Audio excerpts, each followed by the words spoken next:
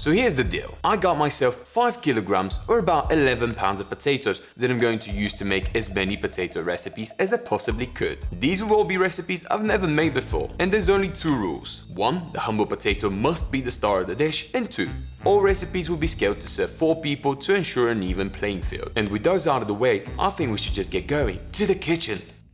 Let's kick things off nice and easy with Hasselback potatoes. Using a pair of chopsticks as a guide, we're making deep incisions without cutting all the way through the spuds. After a shiny coating of olive oil and a strong pinch of salt, off they go to a preheated oven at 180°C for at least 1 hour or until they turn nice and crispy. In the meantime, let's prep a homemade anchovy aioli. About 100ml of neutral oil goes into a cold frying pan, along with 4 to 5 roughly chopped garlic cloves and 1 drained tin of chopped anchovies. We're toasting everyone over low-medium heat for about 20 minutes till the garlic turns golden brown. Moving to a clean container, topping up with 100ml of fresh oil and leaving to chill for a second. When the oil has cooled down, we're adding a large egg to a tall vessel, along with a tablespoon of lemon juice and lastly the infused oil itself, without any of the solids. Using an immersion blender submerged all the way to the bottom where the egg is, we're gonna blend on high speed. The oil will quickly thicken into mayo and we can start bringing in the top layers into the emulsion. Once all the oil is mixed in, we can add the delicious solids that we reserved and blend those in as well.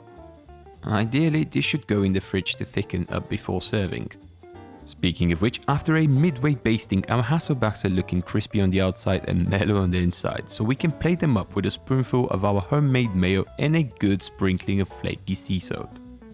These were kinda hot, so I couldn't taste too much potato, but the mayo was so satisfying that I quickly forgot about the roof of my mouth burning in hell. The Hasselback set us back about 1.5 kilo of potato budget, which leaves us 3.5 to go.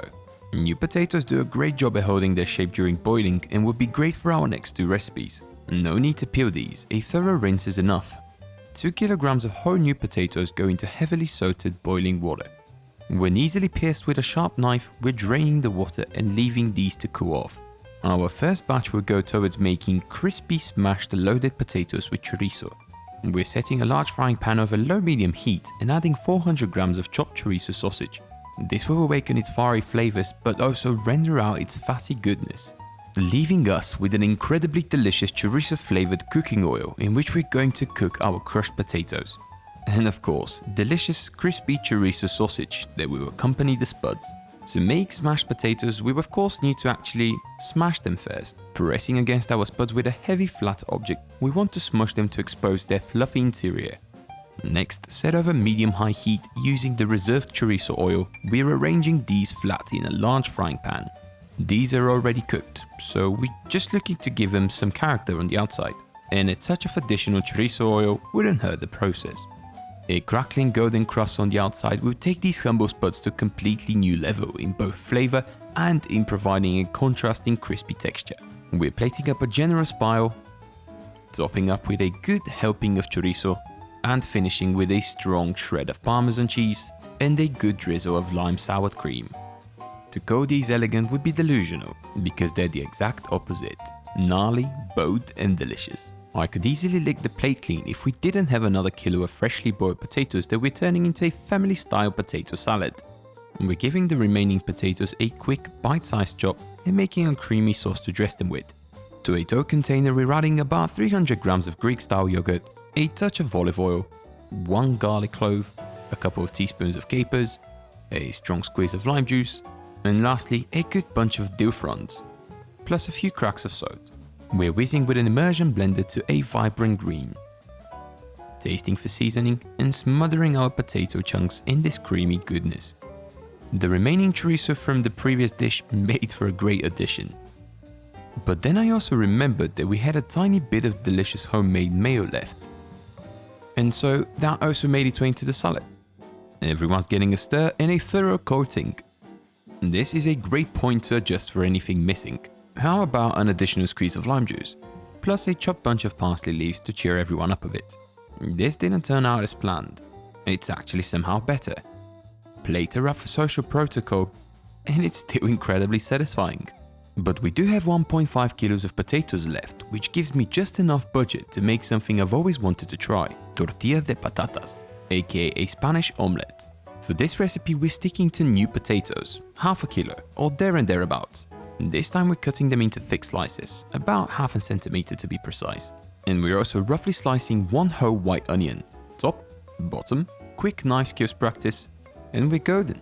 Now we're moving over to the stovetop, where we're going to bring a metric ton or about half a liter of olive oil up to temp over medium heat. Yes, that is a ridiculous amount of olive oil, but the oil is meant to be strained and repurposed for more than one of this glorious omelette, or any other purpose really. As soon as it's up to temp, we're adding the rest of the sliced onion so that it can begin caramelizing. It will pick up a lovely hue, otherwise impossible had we introduced the spuds at the early stage. Then and only then shall we add the lovely potatoes. This style of cooking is essentially an aggressive confit, which is absolutely great for caramelizing stuff without it burning. We will let it do its magic for 10 to 15 minutes, which will take the potatoes and onion to a new flavor dimension. Using a slotted spoon, we're gonna move the potatoes and onions to a clean bowl. To the potato onion mixture, we're adding 6 eggs, salting, giving everything a smooth mix and letting it mingle for about 15 minutes covered. We can then move to a smaller size pan over medium-high heat, where we're gonna dump the omelette mixture. Let this firm up for a couple of minutes. When you feel the sides setting nicely, it's time to flip over a plate. This is the scariest bit of the whole recipe, but it must be done. Flip this bad boy over a large plate, and back in it goes. We're gonna let the bottom cook for an additional 2 to 3 minutes, and then we commit to a second flip. By this stage I'm already quite hungry, and this turned out one delicious omelette. But we have no time to lose, as we have another kilo of potatoes to play with. This leaves us with just enough spuds to finish strong, so fondant potatoes it is. These are crispy caramelized yet pillowy soft, kinda like magic, and the cooking process produces a gorgeous sauce at zero additional effort. We're best off using large waxy potatoes that will hold their shape during cooking. Shaping is perhaps the trickiest part of the recipe.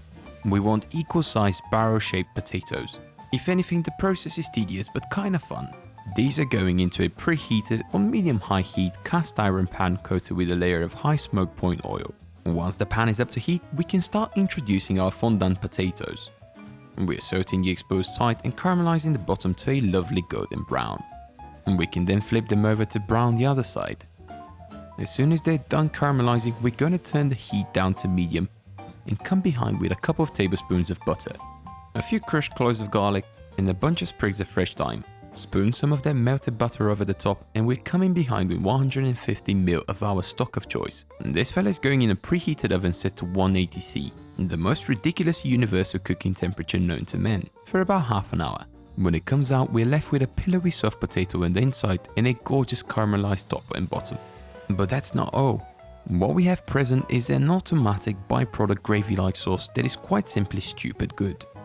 Despite them burning a hole in the roof of my mouth, these are hands down the most delicious potatoes I have ever made. And this clocks at almost exactly 5 kilos or 11 pounds of potato recipes.